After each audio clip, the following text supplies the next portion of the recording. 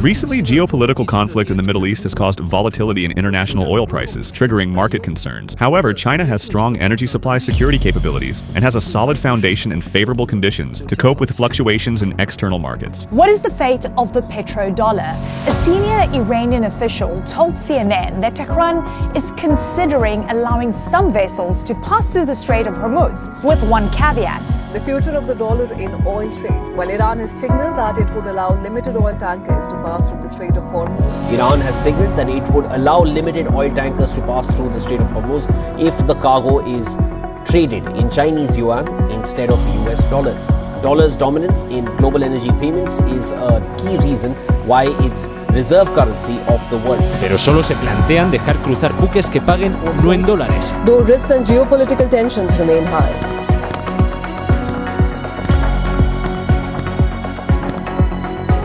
Imagine करो कल सुबह तुम उठते हो और सडनली यूएस डॉलर अपनी ग्लोबल पावर लूज कर देता है। ऑयल अब डॉलर में ट्रेड नहीं होता, कंट्रीज डॉलर रिजर्व्स रखना बंद कर देते हैं और अमेरिका का सबसे बड़ा फाइनेंशियल वेपन कोलैप्स हो जाता है। सुनने में इम्पॉसिबल लगता है ना, लेकिन अगर मैं तुम्हें बोलूं कि चाइना, ईरान और रशिया क्वाइटली इसी डायरेक्शन में काम कर रहे हैं और इस साइलेंट वॉर का बैटलफील्ड मिसाइल्स नहीं है, ऑयल है। क्योंकि दुनिया में जिसने ऑयल ट्रेड कंट्रोल किया उसने ग्लोबल इकोनॉमी कंट्रोल की और इसीलिए आज दुनिया में एक साइलेंट वॉर चल रही है, petro dollar versus petro yuan. इस स्टोरी को समझने के लिए हमें थोड़ा पास्ट में जाना पड़ेगा। यह 1971 में उस टाइम दुनिया का फाइनेंशियल सिस्टम एक रूल पर चल रहा था। इस सिस्टम को बोलते थे ब्रेटन वुड्स सिस्टम। इस सिस्टम के अकॉर्डिंग यूएस डॉलर गोल्ड से पैक्ड था। मतलब अगर किसी कंट्री के पास डॉलर है तो थियोरेटिकली वो उसको गोल्ड में कन्वर्ट कर सकते थे। लेकिन 1971 में यूएस प्रेसिडेंट रिचर्ड निक्सन ने एक शॉकिंग डिसीजन लिया।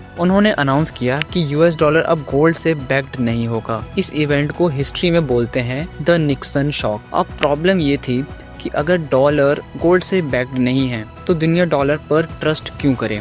अमेरिका को अपनी करेंसी बेचने के लिए एक नया सिस्टम चाहिए था और इसका सॉल्यूशन मिला सऊदी अरब में। यह 1974 में अमेरिका और सऊदी अरब के बीच एक हिस्टोरिक डील हुई। डील सिंपल थी, सऊदी अरब अपना ऑयल सिर्फ यूएस डॉलर में सेल करेगा और बदले में अमेरिका सऊदी अरब को मिलिट्री प्रोटेक्शन देगा, एडवांस वेपन्स प्रोवाइड करेगा और उसकी सिक्योरिटी गारंटी करेगा। अब क्योंकि सऊदी अरब दुनिया का लार्जेस्ट ऑयल एक्सपोर्टर था, बाकी ऑयल प्रोड्यूसिंग कंट्रीज ने भी वही सिस्टम फॉलो करना स्टार्ट कर दिया और धीरे धीरे दुनिया का ऑलमोस्ट सारा ऑयल यूएस डॉलर में ट्रेड होने लगा। इसी सिस्टम को बोलते हैं पेट्रो डॉलर सिस्टम। इसका सिंपल मतलब है अगर तुम्हें ऑयल चाहिए तो तुम्हें यूएस डॉलर चाहिए और अगर तुम्हें डॉलर चाहिए तो तुम्हें यूएस इकोनॉमी पर डिपेंड रहना पड़ेगा।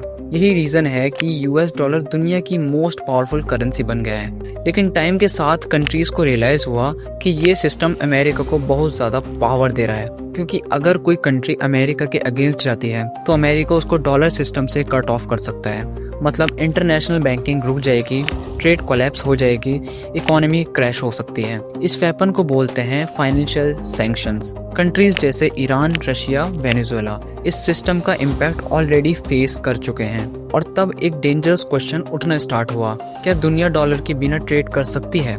यही एंट्री होती है चाइना की। चाइना ने देखा कि अगर ऑयल यूएस डॉलर के बजाय चाइनीज युआन में ट्रेड होने लगे तो global power balance completely change हो सकती है। इस कॉन्सेप्ट को बोलते हैं पेट्रो युआन। चाइना ने इस प्लान को स्लोली इम्प्लीमेंट करना स्टार्ट किया।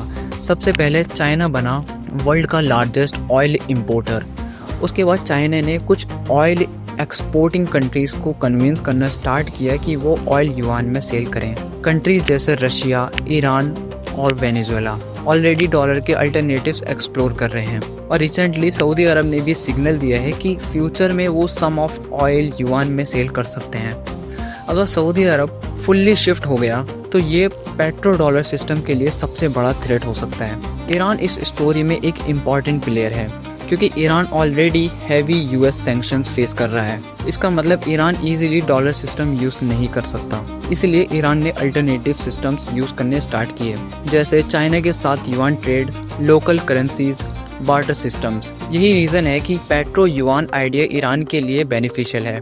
अगर ऑयल युआन में सेल होता है तो ईरान इजीली यूएस सैंक्शन को बाईपास कर सकता है और चाइना को मिल जाता है एक और स्टेप अपने ग्लोबल करेंसी ड्रीम की तरफ। अब आते हैं सबसे डेंजरस फैक्टर पर। दुनिया का अराउंड 20% ऑयल सप्लाई एक नैरो वाटर रूट से पास होता है। इस रूट का नाम है स्ट्रेट ऑफ हॉर्मुज और जियोग्राफिकली ये रीजन ईरान के कंट्रोल जोन के पास है। अगर ईरान इस रूट को ब्लॉक कर दे तो global oil prices overnight explode कर सकते हैं। इसीलिए मिडिल ईस्ट में जब भी टेंशन बढ़ता है पूरी दुनिया की इकोनॉमी नर्वस हो जाती है। अब सबसे इम्पोर्टेंट क्वेश्चन, क्या पेट्रो युआन सच में डॉलर को रिप्लेस कर सकता है? Short answer, not so easily, क्योंकि आज भी मोस्ट ग्लोबल ट्रेड डॉलर में होता है। Most central banks dollar reserves hold करते हैं। यूएस फाइनेंशियल मार्केट्स दुनिया के सबसे स्ट्रॉन्ग मार्केट्स हैं और US military global trade routes protect करती है। इसलिए डॉलर को रिप्लेस करना एक्सट्रीमली डिफिकल्ट है। लेकिन स्टोरी यहीं खत्म नहीं होती।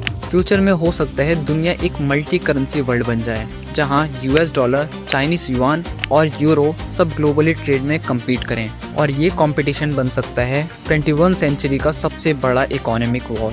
क्योंकि मॉडर्न दुनिया में पावर से मिलिट्री से नहीं आती, पावर आती है करेंसी से, और जिसने ग्लोबल करेंसी कंट्रोल की उसने ग्लोबल इकोनॉमी कंट्रोल की। तो रियल क्वेश्चन ये नहीं है कि डॉलर कोलैप्स होगा या नहीं, रियल क्वेश्चन ये है कि दुनिया एक दिन डॉलर के अल्टरनेटिव पर शिफ्ट कर जाएगी या नहीं। क्योंकि अगर ऐसा हुआ तो ग्लोबल पावर बैलेंस हमेशा के लिए चेंज हो सकता है।